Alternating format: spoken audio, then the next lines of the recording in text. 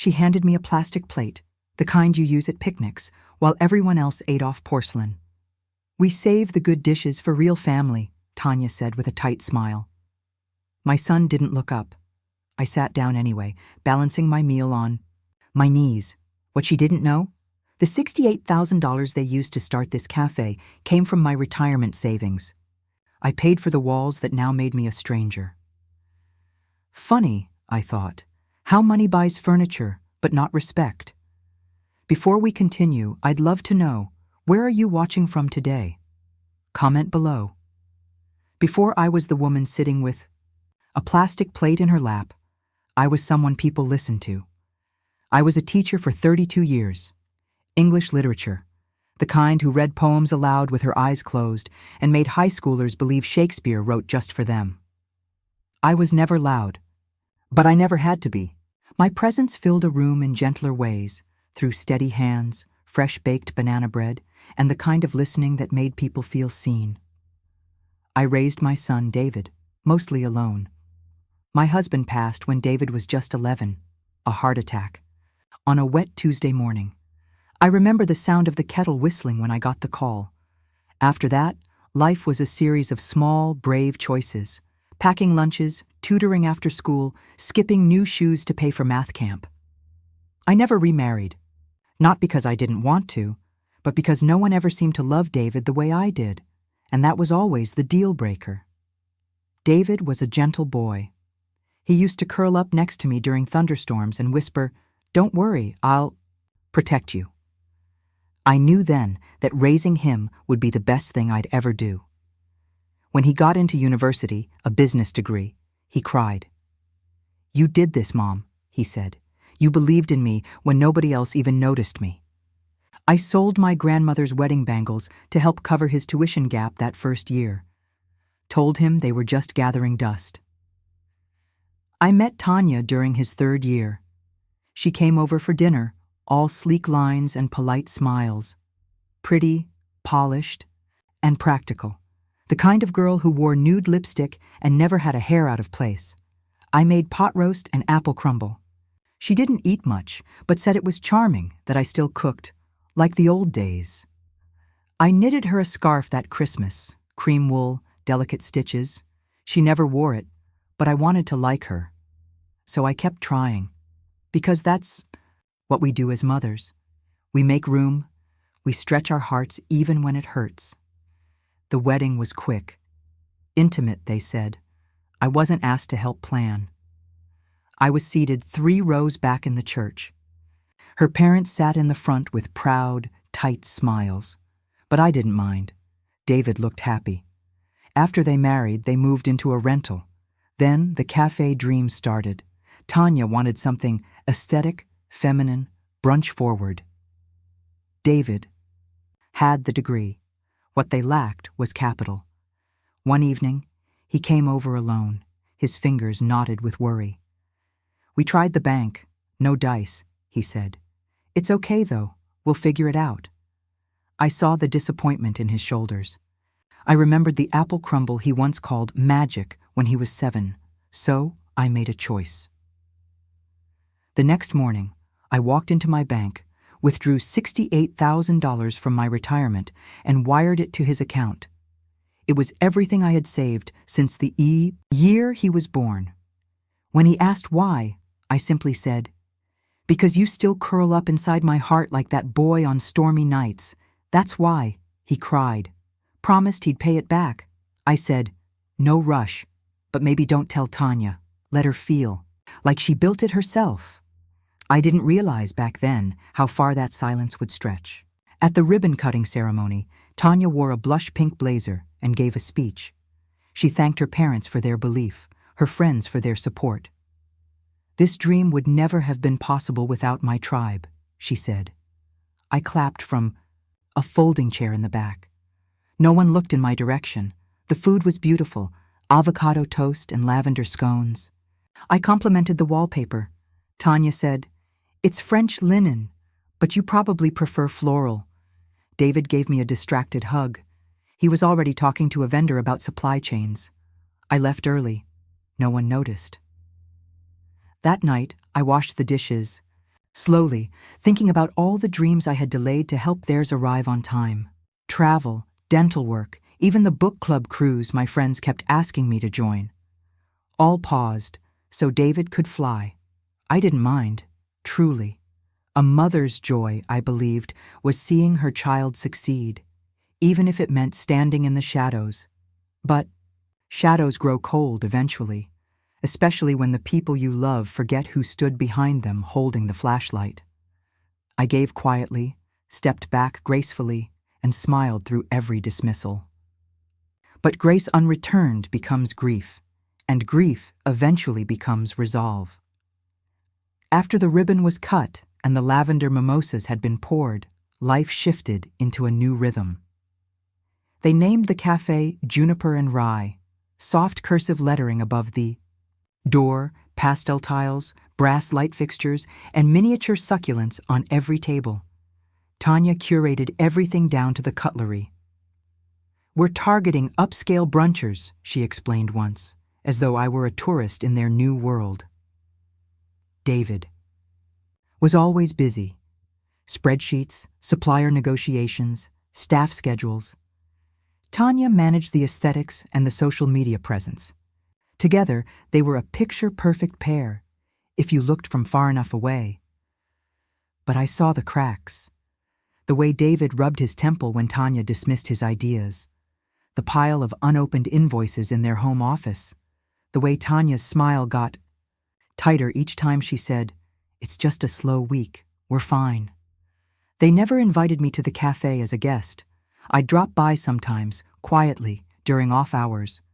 I'd order something small, a scone, maybe a tea, and sit by the window. Once a staff member asked, "Are you Tanya's mother?" I smiled and said, "No, David's." The girl looked surprised. "Oh, sorry, I didn't know we had family nearby." That one stung more than I expected. They never posted pictures with me. Tanya's feed was full of her own parents, smiling in front of latte art or holiday setups. Legacy supporters, she called them. People commented things like, "What? A beautiful family," or "Love how close you all are." I didn't exist in that curated world, and I started to wonder if that was the plan all along. One Sunday, David called. He needed help watching their daughter, Lily, for a few hours. Tanya was going to a networking brunch. Of course, I said yes. Lily and I baked cookies and danced in socks to Ella Fitzgerald. She called me Grammy B, short for Beatrice. It was my favorite name in the world. When Tanya returned, she frowned at the sugar on the floor and the flour on Lily's shirt.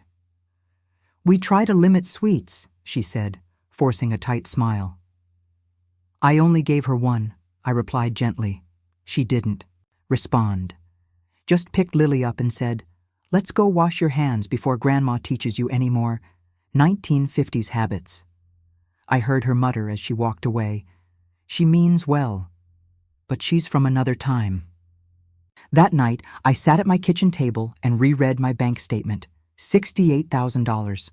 No repayment plan, no contract, just a trusting mother and a hopeful son. I remembered the exact morning I had made the transfer. The air smelled like rain. I wore my old blue cardigan and brought muffins for the bank clerk. "Big purchase?" he asked, smiling as I signed the papers. I had laughed. "Big gesture," he nodded. "Family?" I had hesitated, then said, "Always." But family, I was beginning. To realize is not a guarantee. It's a decision people make every day, to include you or to leave you outside the frame. The next few weeks, Tanya's parents were everywhere. They hosted a pop-up at the cafe. They bought matching aprons and posed for a photo series on the cafe's website called Our Roots. I wasn't mentioned. I asked David once, "Do they ever bring up the money I helped with?" He paused. "They just offered a lot of emotional support, Mom." And I didn't? He rubbed his jaw, the way he always did when cornered. "It's different." Yes, it was. Mine came without strings. Theirs came with photo ops.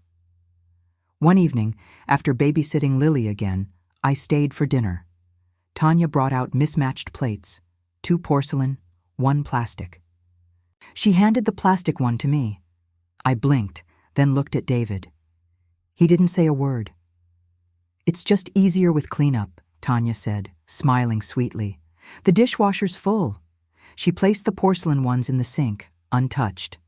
Ate slowly, quietly. Every bite of roasted chicken tasted like chalk. When I rose to help clear the table, Tanya waved me off. "We've got it," she said. "Besides, you've done enough for one lifetime." The words weren't cruel in tone, but they carried a sharpness I couldn't ignore. That night, I stood in front of the mirror and looked at myself properly for the first time in months. I saw the lines, the softness in my arms, the way my shoulders had begun curling inward. I had made myself smaller for them. Now I couldn't tell if I disappeared entirely. I gave them the seed. They grew the garden, and now they kept me behind the gate, as if I were the stranger who wandered in uninvited. The thing about exclusion is, it doesn't happen all at once. It creeps in, soft-footed, dressed as casual oversight. At first, it was subtle things.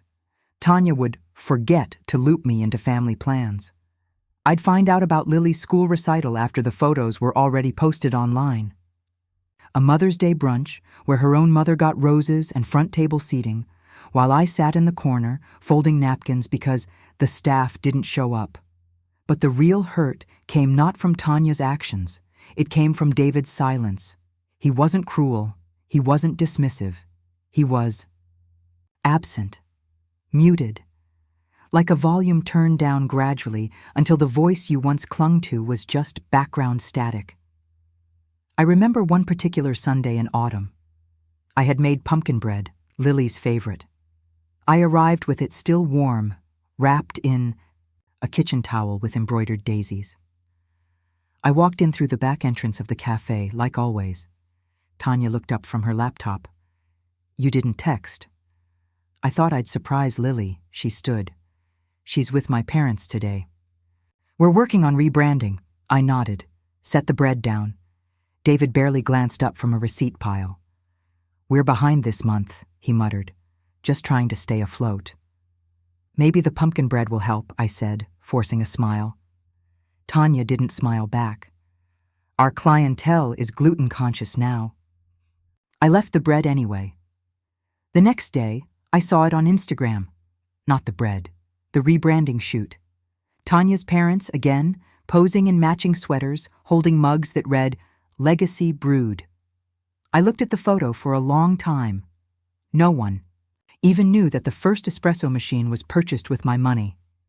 I remembered David texting me from the showroom. "It's a little extra. Worth it?"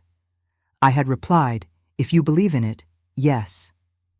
That machine made the foam hearts in all those marketing photos, but not a single post said, "Thank you, Mom." Then came Thanksgiving. I offered to host. I still had the long dining table from when David was young, 7 carved chairs and a drawer full of candle holders I only brought out for special occasions. Tanya declined. "We're doing it at the café this year. More modern vibe." I arrived on time. Tanya's parents were already seated, sipping white wine in matching turtlenecks. The table was set with gold-accented plates and fabric napkins rolled like roses. There was no seat for me. I stood there for a beat too long. Finally, a server fetched a folding chair from the back. Tanya directed me to the edge of the table, partially blocked by a decorative plant. The final blow came when dessert was served. Everyone got porcelain plates with pumpkin tart, whipped cream, a drizzle of caramel. Mine came on a disposable saucer. No drizzle, no cream. Tanya didn't even look up when she said, "We ran out of the real ones." David laughed lightly. "You always preferred simple things anyway, right, Mom?" I didn't answer, because I couldn't speak. Not without the risk of breaking in half. On the drive home, I gripped the steering wheel like it was the only thing tethering me to this world. My hands shook at red lights. At home, I placed my coat gently on the hook, sat down at the kitchen table, and cried into my palms like a child, not because of the plate or the dessert, but because I'd raised a boy who no longer saw me, and that kind of grief has no funeral. The following week, I overheard something that shifted everything. I had arrived early to pick Lily up from ballet. Tanya hadn't seen me. She was standing by her car, talking on the phone. Her voice was sharp, clipped. She's not useful anymore. She just shows up with baked goods like it's the 80s. We've outgrown her. I didn't move, didn't breathe. When she hung up, I stepped around the car. She jumped. "Oh, you're early," I smiled. "Yes, just wanted to see the last few minutes." I said nothing about what I heard, but something inside me folded itself closed that day, neatly. Finally. I had been clinging to the hope that love would soften them. But love without respect is a slow death, and I was done dying quietly. I didn't sleep the night I overheard Tanya call me not useful. I lay in bed, staring at the ceiling, listening to the tick of the old wall clock David made in 8th grade woodshop. It still hung above my dresser, slightly crooked. It was strange, how the things that once comforted me now felt like echoes. Echoes of a time when my son thought I hung the stars. The next morning, I pulled out the dusty tin box from the back of the wardrobe. Inside were letters, David's first scribbles on lined paper, drawings of us in crayon, birthday cards signed, "To the best mom in the universe."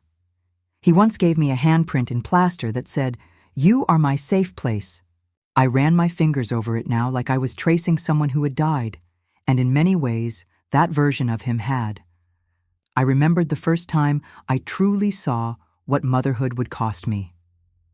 It was a summer afternoon. David was 12.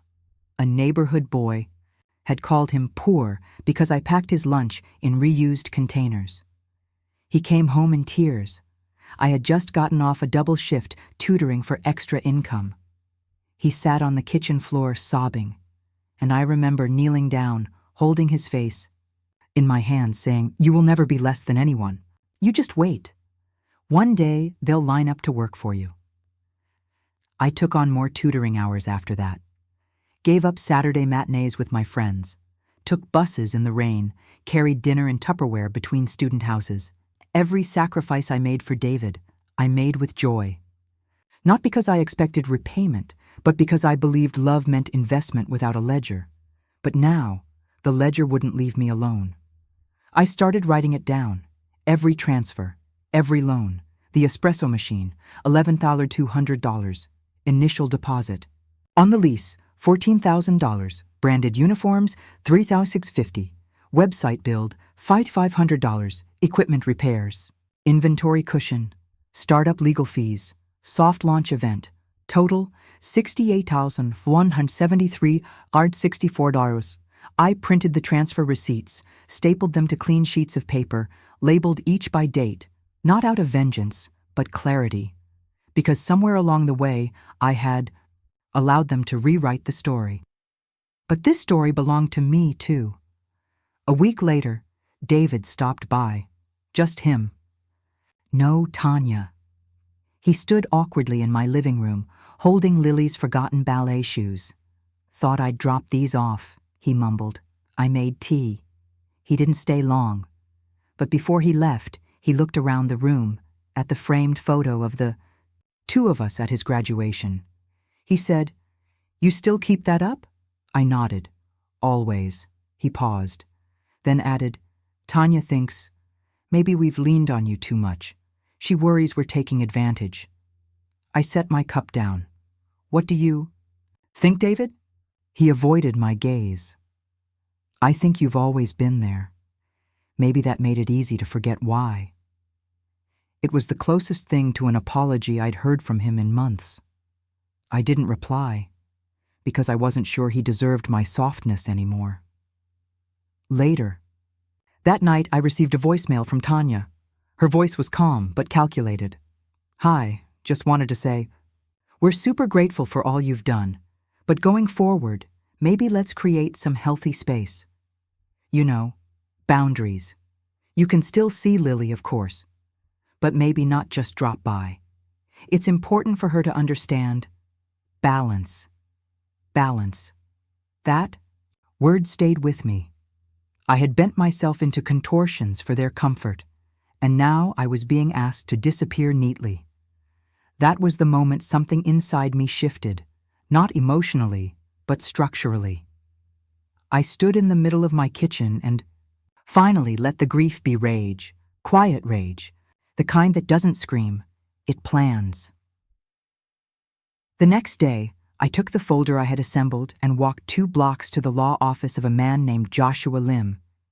He used to be one of my students, awkward, brilliant, always carrying books bigger than his backpack. He had once written me a thank you note that said, "You made me believe I could be more." Now he was a lawyer. He recognized me instantly, hugged me like family. We sat down, and I showed him the documents. My hands didn't shake. When I finished, he asked, "Have you asked for the money back?" I shook my head. "No, I need to know my story isn't invisible." He looked at the papers, then at me. "It's not. Not anymore." He offered to help draft a formal letter of acknowledgement, a repayment agreement, legal language that turned my sacrifice into something tangible again. He handed me a pen. I signed without hesitation. Walking home, I passed Juniper and Rye. The windows were fogged with condensation. A new chalkboard outside said, "Family owned since day one." I stood there for a long time. Then I turned and kept walking. Have you ever been quietly pushed out of a place you helped build? What would you have done in my shoes? I had written them a blank check with my life's work. Now, I was writing myself back into the story they tried to erase. Something softened in me after that meeting with Joshua. Not in a forgiving way, just in the way a bone finally begins to set after being cracked too many times. It wasn't revenge I wanted. It was recognition, and maybe peace. Joshua sent the letter a week later. A clean, professional document addressed to David and Tanya, outlining the full amount I had contributed to their business. It wasn't framed as a demand, just a formal acknowledgement and a proposed repayment plan. Fair, measured, quietly firm. The kind of letter that made silence impossible. I didn't hear back for days, but I slept better than I had in months. And that silence told me everything. They tried to rewrite me as a footnote, but I stood up, signed my name in bold, and turned their revision into a reckoning. After the final check cleared, I opened a new account, not a savings account, not retirement. This one I called my possibility fund. It wasn't just for me, it was for everything I'd put off. I used part of it to put a deposit down on a little cabin near Lake Elora. Modest, single story, with creaky steps and wild mint growing along the fence. The porch wrapped around like an old arm welcoming you in, and when it rained, the sound on the tin roof was like an old jazz rhythm. I kept one guest room ready at all times in case Lily ever wanted to visit, and she did, more often than I expected, Ati. First, just weekends, then school breaks. Then sometimes she'd ask, "Can I come to you instead of Mom's?" And I'd say yes, without questions. She was growing fast, 8 years old now, whip-smart and watchful. She didn't miss much, even if she didn't yet have the words for it. One afternoon, she found the old plaster handprint her father had made. I'd tucked it into a drawer in the guest room. "Who made this?" she asked, holding it in her palms like it was fragile treasure. "Your dad," I smiled. "When he was just about your age." She stared at it. "He was sweet, huh?" I nodded. "Very." She was quiet for a while, then said, "Sometimes I think he forgets how to be that way now." I didn't respond. But she was right. Grief doesn't always come from loss. Sometimes it grows from watching someone become a stranger to their own softness. Over the months, David continued making repayments, small, steady amounts. $2,000 here, $1,500 there. No more excuses, no more delays. I never brought it up, just deposited the checks. Not out of spite, but closure. One day I received an email from Tanya. The subject line read, "Thank you." I almost deleted it without opening.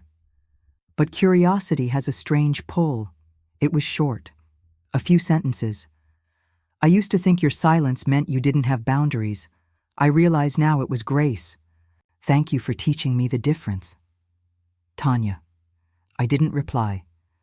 Not because I wasn't moved, but because the message wasn't for continuing a relationship.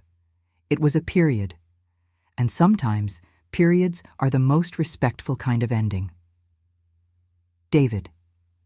Eventually asked if he could visit the lake house. He arrived with Lily one afternoon in spring. She ran down the dock, arms wide, wind tangling her hair. He followed, slower, more tentative. We sat on the porch sipping tea. He looked around and said, "This place feels like you." "It is me," I said. "It's everything I didn't think I was allowed to want." He nodded slowly. "I'm sorry it took losing everything to see what I still had." "I know," I said softly. He looked out over the lake. "Do you think we could ever get back what we had?" I thought for a long time before answering. "Love doesn't always go away," I said. "But trust is a house, and once it burns down, even if you rebuild it, the walls remember the fire." He nodded, said nothing more. But when he hugged me, goodbye, it lingered, longer than it had in years. Later that night, Lily came to me with her sketch pad. "I drew your house," she said proudly, "and us on the porch." In the corner of the picture, she wrote in block letters, "Grammy, B builds things." I kissed her forehead.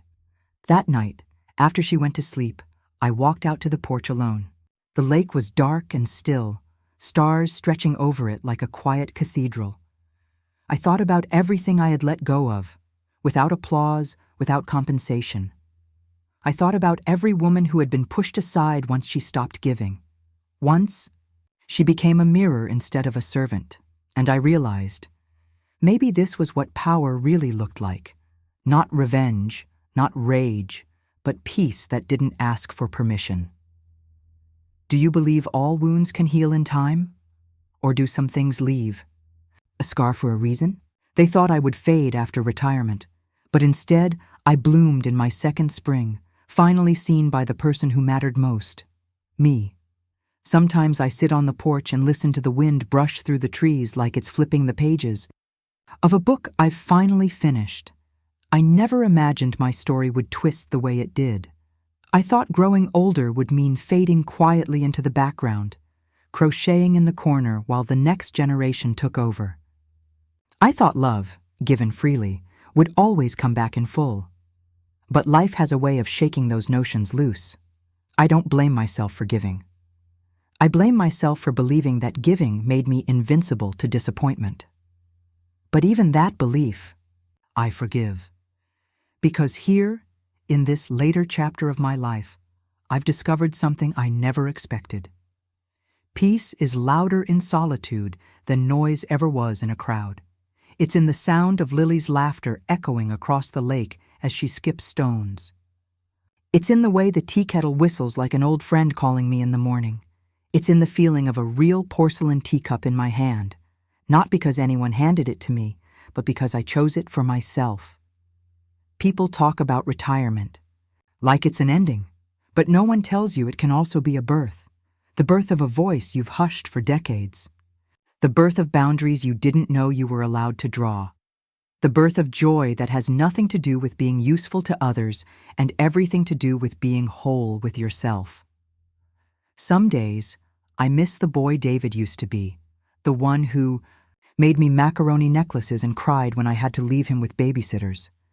But the man he is now, he's learning, slowly, through consequence, through silence, through watching the woman he once depended on stand taller alone than she ever did, surrounded by people who claim to love her.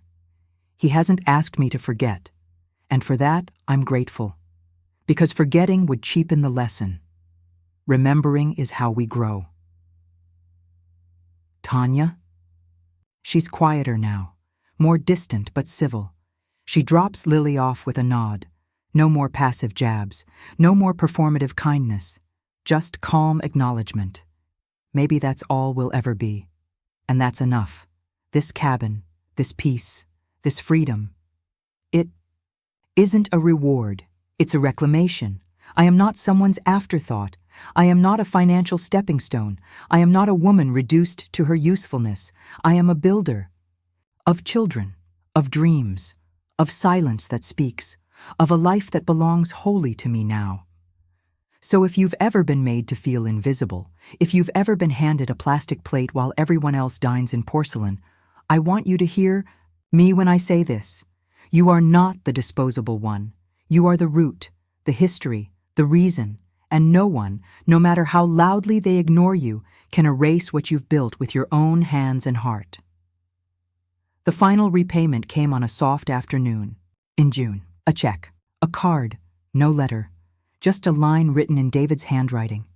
We're square now, but I still owe you a lifetime of seeing you clearly. I smiled, then folded the card, then let it go. I walked into retirement expecting peace. I found power. And in choosing myself, I became the woman they never imagined, but the one I always knew I could be. During that strange, suspended time, I found myself returning to things I'd long set aside. I joined the local library's poetry circle again. On Wednesdays, I started volunteering at the after-school program down the street. They were short, on reading tutors. One of the little girls, Amira, had the same stubborn spark David used to have when he was 9. I taught her how to find the rhythm in a line, how to read the pauses in a poem like breaths in a body. It's like dancing with words, I told her. She grinned. You should be a teacher, I smiled. I was. There was something quietly healing about being useful again, on my own terms, not for credit, not for obligation, just because I could. One Saturday, as I was pulling weeds from the back garden, my phone buzzed. It was a text from David. We got the letter. Can we talk soon? Tanya's upset, but I think we owe you more than we admitted. I'm sorry. I stared at it for a long time, not because I didn't expect it, but because for once, he said, we owe you, not you helped, not you were generous. He used the word owe, and that meant something, but I didn't reply. Not right away. Instead, I changed out of my gardening gloves and made myself a cup of chai. Sat at the kitchen table, took out a fresh notebook. On the first page, I wrote, Things I've given without being asked. Underneath, I listed them, starting from when David was a baby, late-night feedings, piano lessons, homemade Halloween costumes, emotional labor, financial rescue, silence. Then I turned to the second page, things I still have. My name, my voice, my boundaries, my dignity, my future. That evening, I pulled out my good china, the ones David had packed into storage after I downsized. I'd asked him to keep them safe for me. He never unpacked them. I had retrieved them. Weeks earlier, quietly, while they were away at a business retreat, I set the table for one. White porcelain, gold-rimmed plate, crystal glass, linen napkin, just me, and it was enough. A few days later, Tanya showed up at my door, not David. Tanya. She looked pale, tense, holding a gift bag with a generic candle inside, the kind you give. Co-workers at office parties. I just wanted to come by, she said. I stepped aside silently. She sat on the edge of the armchair like it might bite her. We got the letter, she began, voice clipped. I'll admit it took us by surprise, but I'm sure you understand that legally. Gifts don't usually come with terms. I watched her carefully, calmly. I didn't attach terms at the time, I said. But you attached conditions after the fact, she blinked. I became your silent investor, then your invisible guest, then, apparently, an outdated inconvenience. Tanya stiffened. Look, I'm sorry if you felt... I raised my hand gently. Tanya, I'm not here for an apology with training wheels. I'm here for acknowledgement. I know exactly what I did. Now, I need you to know it too. She didn't speak for a long moment. Finally, she said, David wants to repay you, but it won't be all at once. I nodded. I never asked for it all at once. We may need to sell the business. I didn't flinch. That's your decision to make. Tanya stood, the bag still clutched in her hand. I didn't mean to exclude you. You didn't have to mean it. You just had to stop trying. She opened her mouth, then closed it again, left the candle on the counter and walked out. I didn't follow her. Instead, I brewed another cup of chai. I sat in my favorite chair by the window. The sun was warming the edges of the curtains. Outside, a bird hopped along the fence line. Felt no rush, no anger, just the slow bloom of space where guilt used to live. They were beginning to repay the debt.